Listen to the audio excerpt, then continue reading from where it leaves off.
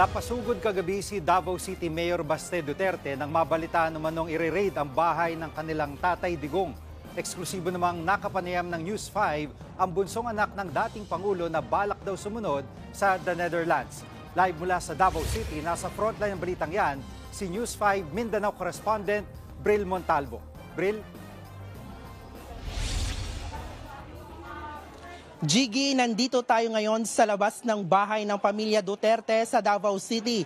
Napasugod dito kahapon ang mga miyembro ng media at ilang taga-suporta dahil sa impormasyong sasalakayin umano ng mga pulis ang bahay ng dating Pangulo.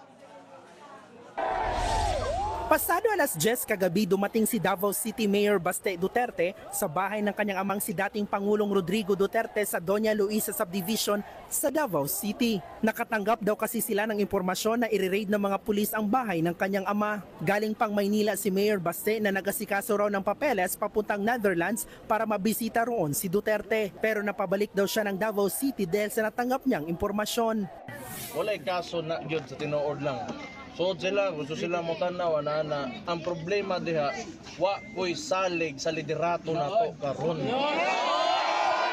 Mariin naman pinabulaanan ng Davao City Police na may mangre-raid sa bahay ni Duterte. Magpaalam sila sa akin, kundi huhulihin ko sila. Huwag silang magre-raid dito sa Davao na hindi ko alam. Eksklusibo ko ring nakausap ang isa pang anak ni Duterte na si Kitty. Tumanggi siyang idetalye kung nasaan siya. Pero nagpasalamat si Kitty sa mga sumuporta sa kanila. Paalala niya, pagbantay lang yun ta, video hatanan mahitabo kay kana sila maro kaayo na sila. Gusto rin daw nilang bisitahin ang ama sa The Hague kung saan siya nakadetain. Wala pa rin silang schedule kung kailan sila aalis. Nakausap naman daw ni Kitty si Duterte. Sabi raw sa kanya ng ama, mag-isa lang siya sa detention cell sa ICC Detention Center. Umaasa rin silang may prison doctor na mag-aalaga kay Duterte. Sa Instagram story ni Kitty kanina, nanawagan siya sa mga taga-suporta na magtirik ng kandila at magdasal kasabay ng pagharap ni Duterte sa ICC mamaya.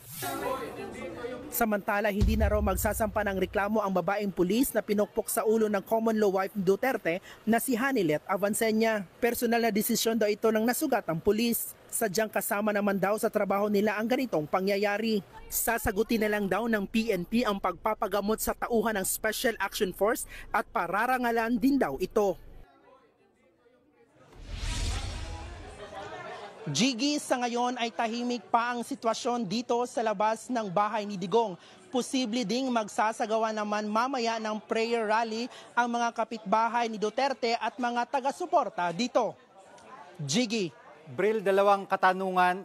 Yung araw ng pagdiriwang ng araw ng Davao ay naapektuhan ba nitong mga nangyayari dyan ngayon sa syudad?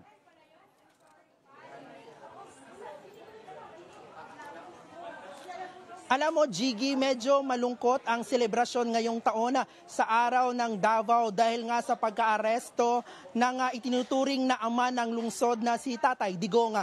Ngayong linggo nga, pagkatapos ng Parada Davaoenyo na isa sa mga highlight events sa selebrasyon ay magkakaroon ng Solidarity Walk for FPRRD as one para kay Digong. Jiggy. At may mga impormasyon ka ba kung ano-ano mga lugar nagkakaroon ng mga pagtitipon bilang suporta kay dating Pangulong Duterte, ibang lugar dyan sa Mindanao? Alam mo, Jiggy, marami na din mga lugar dito sa Mindanao ang nagtitipon-tipon ng mga taga-suporta ni dating Pangulong Rodrigo Duterte para sa pagkunina sa kanyang pagka-aresto ng ICC gaya ng sa Agusan del Sur, sa Zamboanga City, sa Surigao del Sur at iba pang lugar dito sa Mindanao. Jiggy. Maraming salamat, Bril Montalvo, News 5 Mindanao. Mga kapatid, Jiggy Manikad po, iba na ang may alam at may pakialam sa panahon ngayon. Para sa konkreto, kumpleto at komprehensibong balitaan sa Frontline, mag-follow at mag-subscribe sa social media pages ng News 5.